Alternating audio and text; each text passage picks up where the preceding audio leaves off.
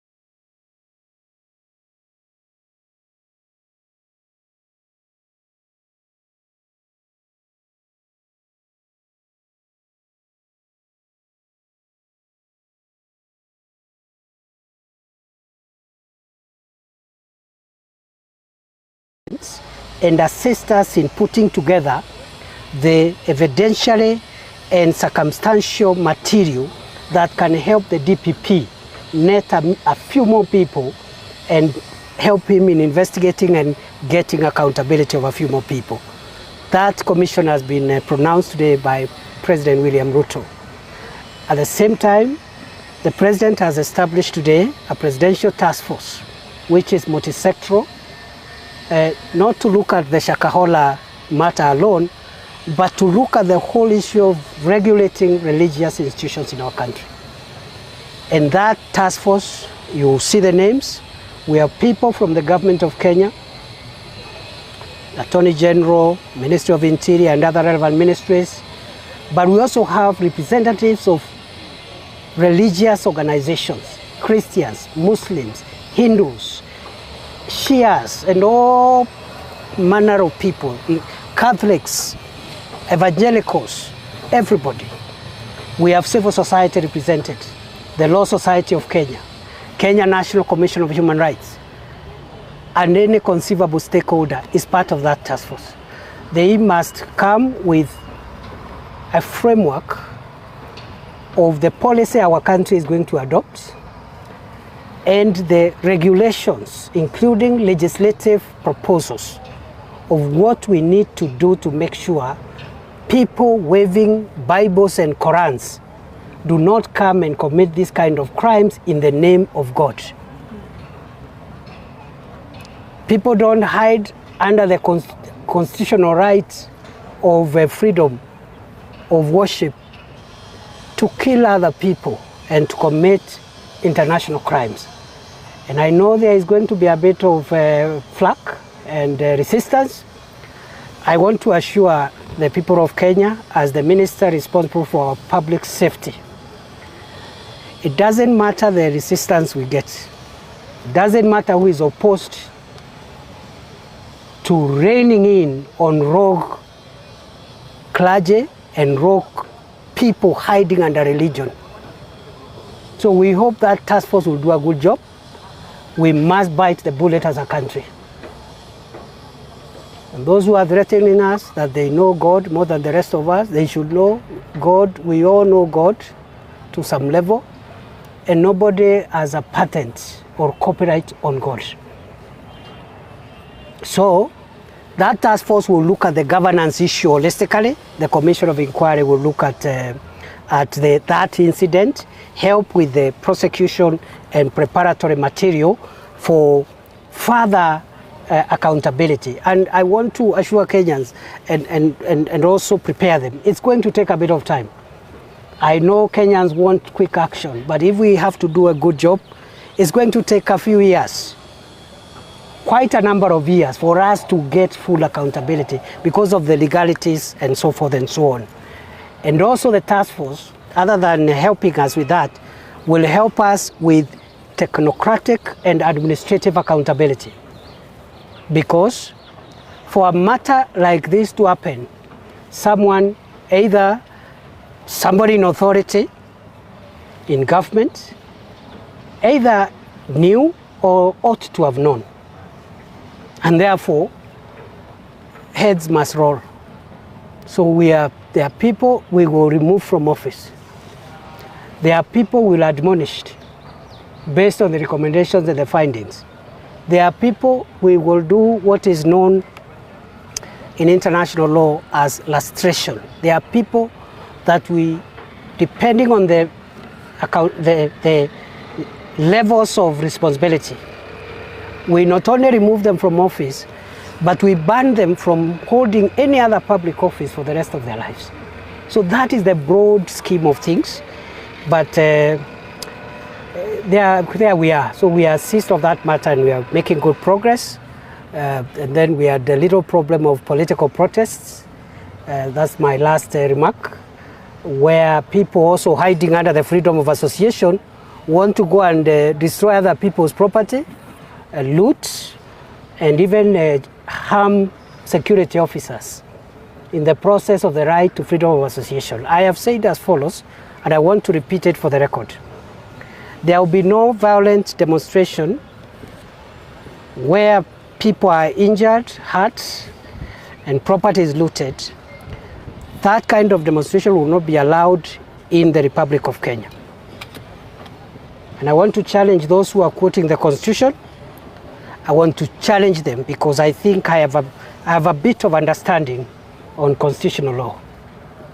There is no right that allows you to go and bring goons to burn somebody's lorry that is transporting material from one place to another for purposes of ordinary business.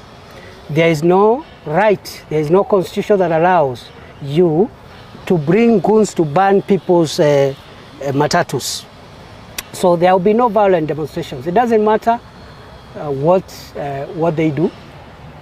But I'm glad I have seen that has now cooled down and they have decided to go and do their politics in the institutions that are there to do politics. They should not bring politics in security matters. In the same vein, as I end, we are also telling our security agencies across the country, the power you've been given, the weapons that you have, are to protect fellow citizens from harm by bad people, and also to protect yourself from being harmed by criminals. And I have said this, the President has said it, I want to repeat, the position of the government of Kenya is that we will stand behind every security officer who uses their firearm to protect the life of citizens or their own lives from criminals. And we will stand behind those officers. They will not be harassed by anybody. The law already provides for the use of lethal force in extreme circumstances to protect life. But at the same time, we are telling our security officers that we must improve on our crowd control methods. And therefore, when we are controlling crowds, when we are managing crowds, people are aggrieved of a matter, they are not armed, they are protesting and chanting and asking to be heard, we must have methods of controlling crowds without using lethal force on unarmed civilians who are protesting or marching. And therefore, in the same vein, any officer who uses their firearms, in the process of which lives of citizens are lost, will be held accountable individually, because they are coloring and distorting the very noble and important role that security agencies do to fight dangerous criminals like terrorists and bandits, and applying extreme use of force in circumstances that perhaps do not merit that use of force. And therefore, I know there was an incident in Wajir. We have initiated internal and external investigations. And this is one area where a rogue officer or someone overuses force in a context which was not justifiable. We will take action. And we have no problem even with oversight agencies like IPOA. What I have said before and what my Inspector General of Police has said, even the oversight agencies must also give room to security officers enforcing security in dangerous circumstances, like those that are confronting dangerously armed bandits or terrorists. Those ones we cannot negotiate on what they need to do and what they need not to do. The options are very limited. Other than that, I wish you well. Asanteni sana, nimeshukuru kuwa hapa. Naomba dadangu, mstahiki gavana wa Embu, Cecily Mbarire, aseme jambo, alafu tumalize, ndio nyinyi murudi kazini. Asanteni sana. God bless you. I'm happy to be back in Embu. Thank you very much. Your Excellency Governor, say something. Dear Governor.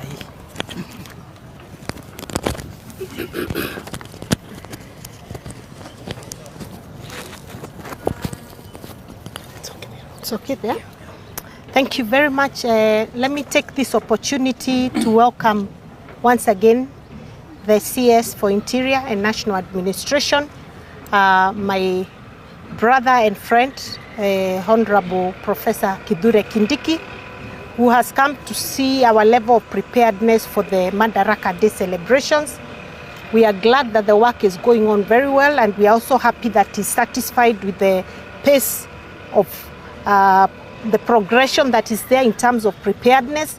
We are also glad that he's happy also with the quality, and we have taken note of the proposals that he has placed on the table so that we can take them into consideration as we gear towards the tail end of this implementation.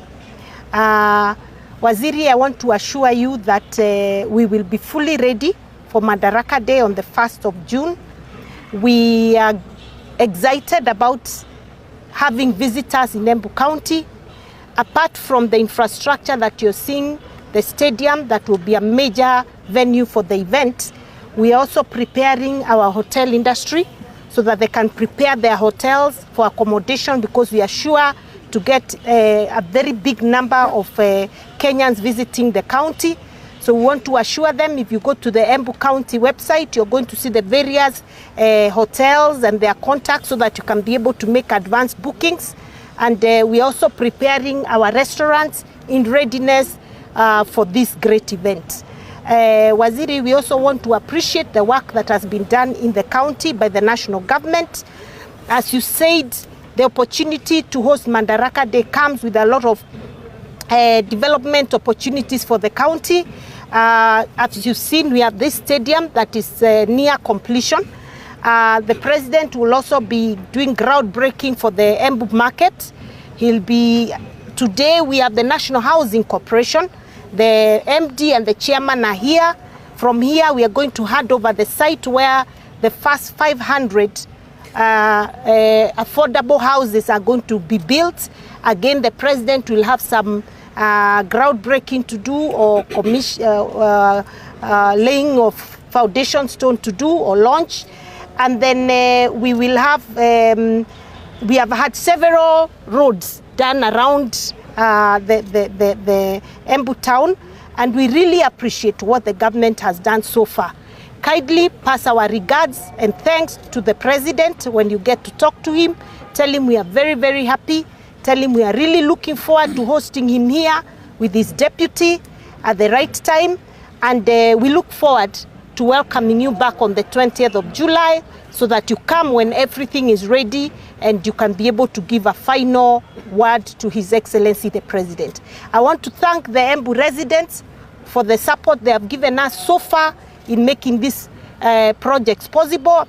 I want to particularly thank the residents and the traders of Embu town, who we have had to relocate from one place to another to enable us to do these projects that we are doing. We commit that we'll continue to put a human face in those relocations.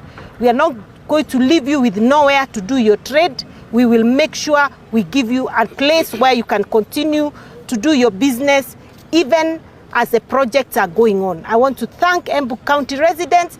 I want to thank them even for the moral support that we are receiving. And we look forward to a truly great day on the 1st of June 2023 here in Embu County. So let me take this opportunity to welcome the rest of Kenya to Embu on the 1st of June 2023, which is Madaraka Day here in Embu County. Thank you very much. God bless you. Thank you. God bless you. Have a good evening. Okay. Thank you. Hey.